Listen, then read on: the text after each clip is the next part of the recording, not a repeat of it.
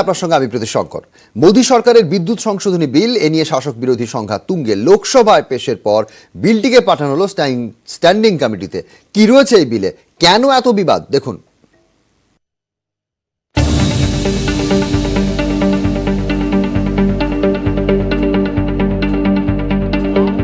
সোমবার লোকসভায় পেশ হলো বিদ্যুৎ সংশোধনী বিল। এ নিয়ে শুরু থেকেই শাসক বিরোধী সংঘাত তুঙ্গে। কিন্তু কেন, কি রয়েছে এই বিলে?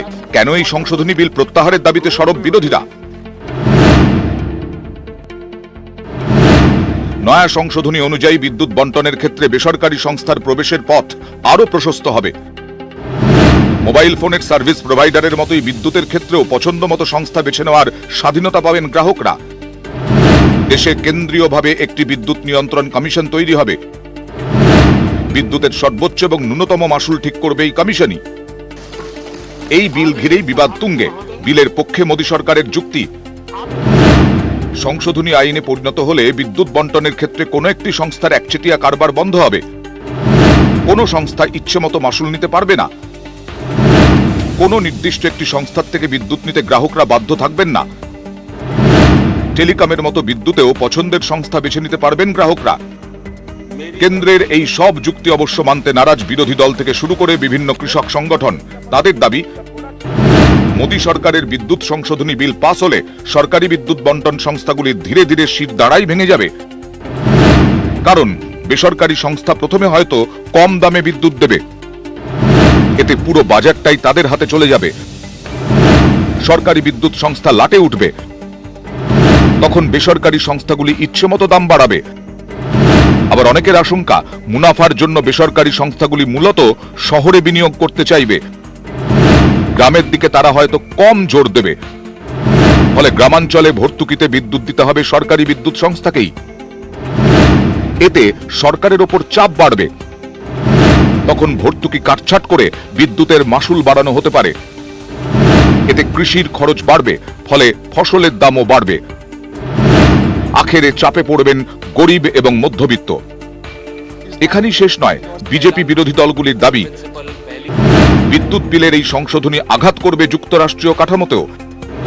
কারণ কেন্দ্রীয়ভাবে বিদ্যুৎ নিয়ন্ত্রণ কমিশন তৈরি হলে রাজ্যের কমিশনগুলি কার্যত গুরুত্বহীন হয়ে পড়বে। যুক্তির এই যুদ্ধে শেষমেশ জল কোথায় গিয়ে দাঁড়ায় সেটাই দেখার। নিউজ 18 বাংলা। বিদ্যুৎ বিলে সংশোধনের বিরোধিতায় এককাট্টা বিরোধীরা। বিল প্রত্যাহারের দাবিতে এক সুরে সরব কংগ্রেস, তৃণমূল, চাপে মোদী সরকার। লোকসভায় বিল পেশ করেই বিল পাঠালো स्टैंडिंग कमेटी। आप तो कानूनन बात करो, जब कानूनन बात करो तो कानूनन बात करो। क्या ये सरकार बिल ला सकती, नहीं ला सकती? कानूनी परिधि से बात कीजिए। आप भाषण मत दीजिए। नो, गलत तरीका आपका।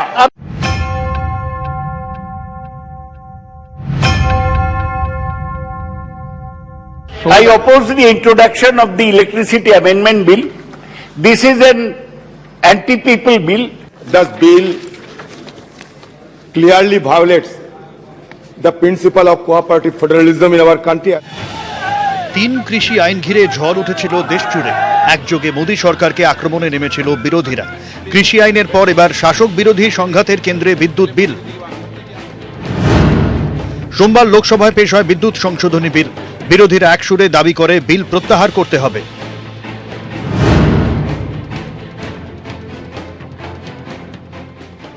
I oppose the introduction of the Electricity Amendment Bill.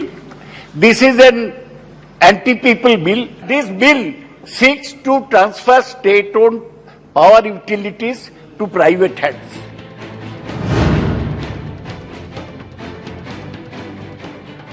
This bill clearly violates the principle of cooperative federalism in our country, as has been stated by my colleague also. The bill puts more power in the hands of central government, effectively diluting the powers of the state government. This goes against list 3 concurrent of the constitutions, where electricity is a concurrent subject. কৃষি আইনের প্রতিবাদে পথে নেমেছিলেন পাঞ্জাব, হরিয়ানা, উত্তরপ্রদেশের কৃষকরা। কার্যত অচল হয়ে পড়েছিল উত্তর ভারতের বিস্তীর্ণ অংশ। পিছু হটে তিনটি কৃষি আইন প্রত্যাহার করতে হয়েছিল মোদী সরকারকে। কেন্দ্রের এই বিদ্যুৎ বিল নিয়েও আপত্তি জানিয়েছে উত্তর ভারতের কৃষক সংগঠনগুলি। তাদের আশঙ্কা, বিদ্যুতে কৃষকদের যে ভর্তুকি দেয় সরকার, নয়া বিধি চালু হলে ঘুরপথে তা বন্ধ হয়ে যাবে। পাশাপাশি বিদ্যুতের মাসুল বাড়লে কৃষিকাজের খরচও বাড়বে।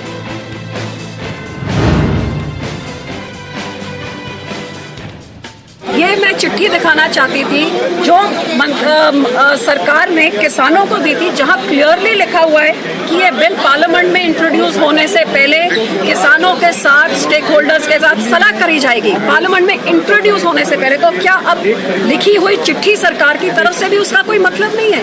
ये बिल्कुल किसानों के साथ धोखाबाजी है।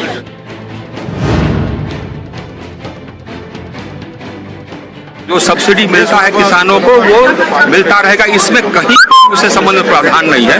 कोई सरकार चाहे कि और सब्सिडी दे दे किसानों को, उसका भी छूट है, उसका इस संबंध में कोई प्रावधान इस बिल में है ही नहीं है। পর্যবেক্ষকদের একাংশের মতে, মুখে জবাব দিলেও বিদ্যুৎ বিল নিয়ে কিছুটা হলেও পিছু হটতে হয়েছে মোদী সরকারকে। বিলটিকে তারা স্ট্যান্ডিং কমিটিতে পাঠিয়েছে। বিল নিয়ে পরবর্তী আলোচনা সেখানেই হবে। নয়াদিল্লি থেকে রাজীব চক্রবর্তী, নিউজ 18 বাংলা।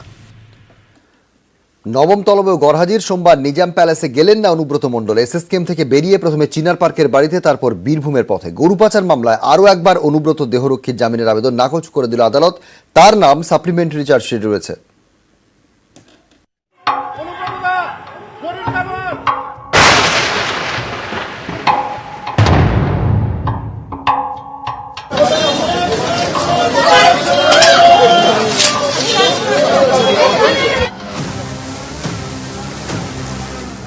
গরু পাচার মামলায় সিবিআই এর রেডারে বীরভূমের তৃণমূল জেলা সভাপতি। সোমবারের আগে অনুব্রত মণ্ডলকে 8 বার তলব করেছে সিবিআই। ষষ্ঠবারের তলবে সিবিআই এর মুখোমুখি হয়েছিলেন অনুব্রত। নভেম্বরে কি হয় এ নিয়ে জল্পনা চলছিলই। শেষমেশ অনুব্রত সিবিআই অফিসে গেলেন না। রবিবারই সিবিআইকে তার আইনজীবী মেল করে জানিয়ে দেন, শারীরিক অসুস্থতার কারণে সোমবার নিজাম প্যালেসে হাজিরা দিতে পারবেন না অনুব্রত মণ্ডল। মেডিকেল চেকআপের জন্য সোমবারই তাকে এসএসকেএমে যেতে হবে। সেই মতো এদিন সকালে চিনার পার্কের বাড়ি থেকে বেরিয়ে সোজা এসএসকেএমে পৌঁছন তৃণমূল জেলা সভাপতি। গুঞ্জন ছড়ায় হাসপাতালে ভর্তি হতে পারেন অনুব্রত। সূত্রের খবর, অনুব্রতর জন্য প্রস্তুত রাখা ছিল 216 নম্বর কেবিনও। হাসপাতালে পৌঁছে অনুব্রতর নানা শারীরিক পরীক্ষা হয়।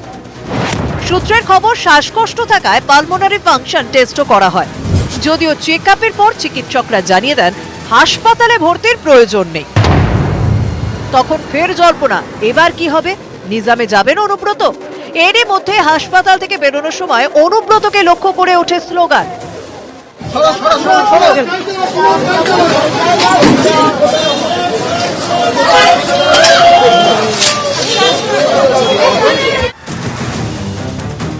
সূত্রের খবর, সিবিআই জানিয়ে দিয়েছিল হাসপাতালে ভর্তি হতে না হলে সোমবারই অনুব্রতকে হাজিরা দিতে হবে নিজাম প্যালেসে।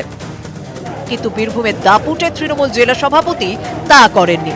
এসএসকেএম থেকে বেরিয়ে বিকেল 4টে নাগাদ চিনার পার্কে বাড়ি ঢোকেন। আধ ঘন্টার মধ্যে বেরিয়ে পড়েন সোজা বীরভূমের পথে। তার যে মেডিকেল রিপোর্ট সেটা খতিয়ে দেখে সিবিআই তদন্তকারী আধিকারিকরা তারা সিদ্ধান্ত নেবেন যে ফের অনুব্রত মণ্ডলকে নোটিশ পাঠানো হবে, নাকি সিবিআই সরাসরি তার বাড়িতে বা ফ্ল্যাটে গিয়ে তাকে জিজ্ঞাসাবাদ করবেন। সেক্ষেত্রে তিনি যদি হাজিরা এড়ান তাহলে কড়া পদক্ষেপ নিতে পারে সিবিআই তদন্তকারী আধিকারিকরা।